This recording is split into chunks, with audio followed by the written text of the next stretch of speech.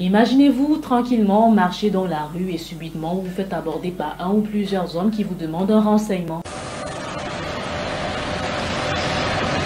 Et après, sans trop savoir comment, ils réussissent à vous ramener chez vous et à vous faire vider votre maison de tout ce qu'il y a de précieux. Argent, bijoux et tout. Et ce n'est qu'après leur départ que vous revenez en vous et que vous êtes incapable d'expliquer ce qui s'est clairement passé.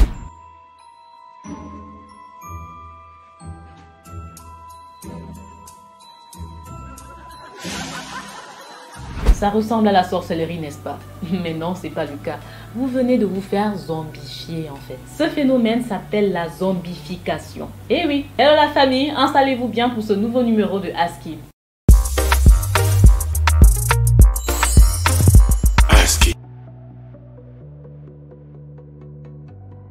Si tu as déjà été victime de ce type d'arnaque ou que tu connais quelqu'un autour de toi qui en a déjà été victime, je te conseille de suivre cette vidéo.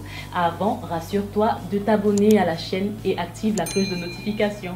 Premièrement, ce que vous devez savoir, c'est que le composé chimique utilisé par ces agresseurs s'appelle le souffle du dragon, la poudre de zombie ou encore le baiser du sommeil. Plus clairement, c'est un composé chimique qui est un mélange de scopolamine, d'atropine, c'est ça. Et le tout donne une poudre très fine que l'agresseur met sur ses mains. Déjà à l'époque, les nazis l'utilisaient pour des pratiques pas très catholiques et c'est dans les années 2000 que la drogue refait surface. Donc voilà, je vais vous expliquer un peu le mode opératoire de ces agresseurs. Il se rapproche de toi et fait genre, il demande un renseignement. Ensuite, il va s'arranger à se positionner dans la même direction que le vent. Puis il va te parler en faisant des grands gestes de la main vers ta direction. Et avec l'aide du vent, la poudre quasi invisible va se diriger vers toi. Et sans le vouloir, tu vas l'inhaler en respirant. Et bingo! Quand tu respires, l'air entre par ta bouche. Il descend dans ta trachée et va jusqu'aux bronches. C'est comme ça qu'il apporte l'oxygène dans le sang. Tu es faite et cuite comme un œuf et c'est là que commence l'hypnose. Généralement, il y a toujours un ou plusieurs agresseurs qui attendent embusqués au cas où le vent renverrait de façon accidentelle la poudre sur le premier agresseur. Il serait alors sur la touche et incapable de mener à bien son forfait. Mais ne vous inquiétez pas, hein, ce sont des professionnels.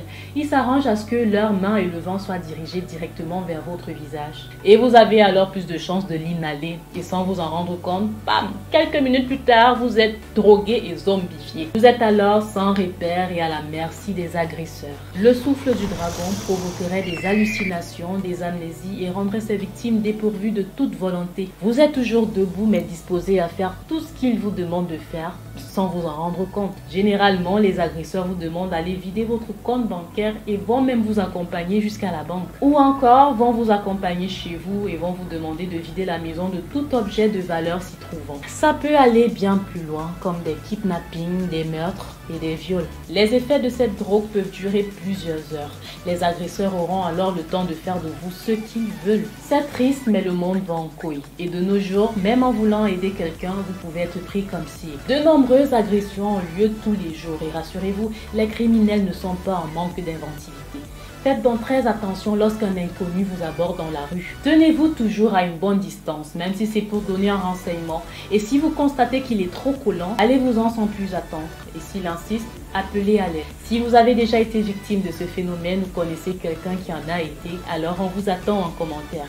Max de likes, de partage et surtout n'oubliez pas de vous abonner à notre chaîne pour ne manquer aucune vidéo. Et la famille, on se retrouve la prochaine fois pour une nouvelle édition de AskKid.